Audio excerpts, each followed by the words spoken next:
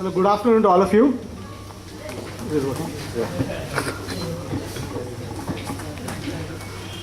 Good afternoon to all of you.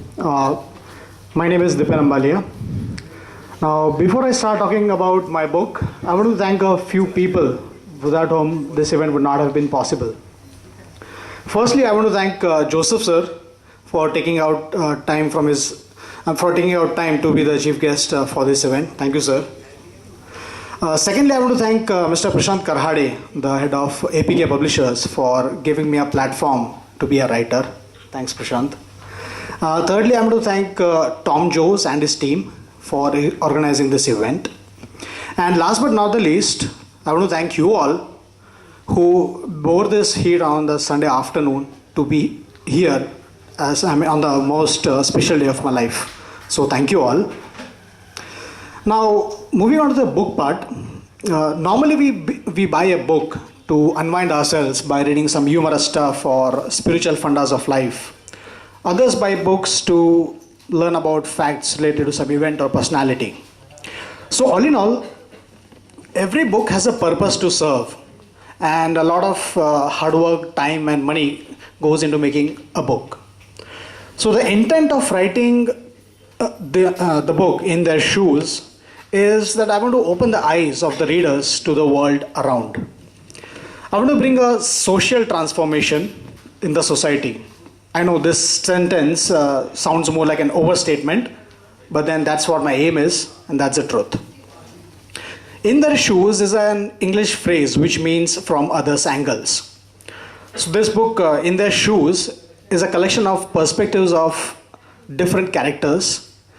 I've taken 17 characters. I'll just read out the names of those characters.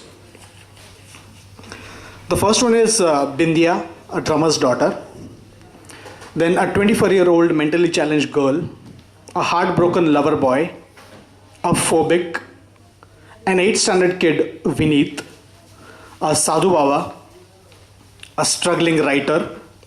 There's around 42%, and around 40-50% of this character is pure Dipen Ambalia.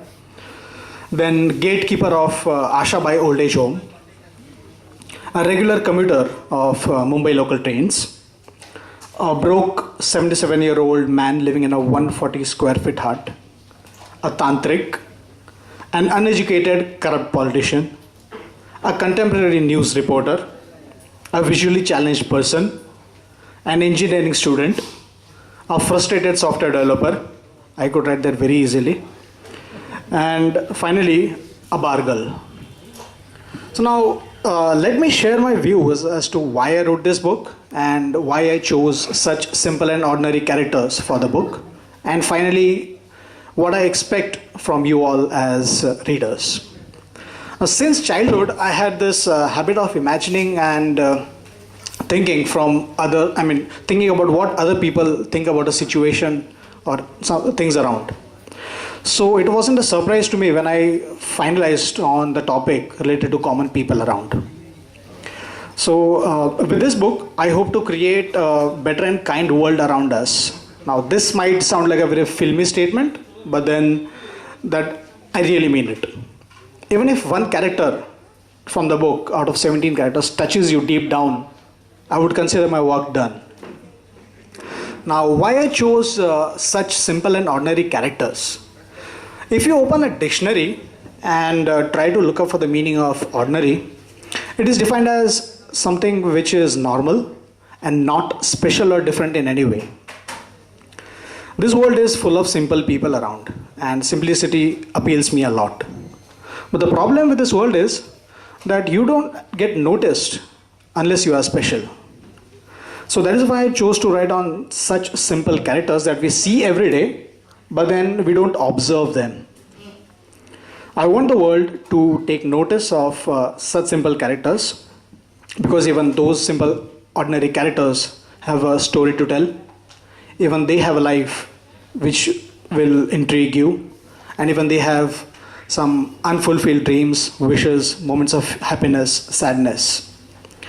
So what I expect from you all as readers is that the next time you see a simple and ordinary character around you, take some time out of your, take moments out of your precious time and try to observe that character or person. In short, try to be in the shoes of that person and think. And be happy that God has at least been more kind to you than majority of people around you. Thanks.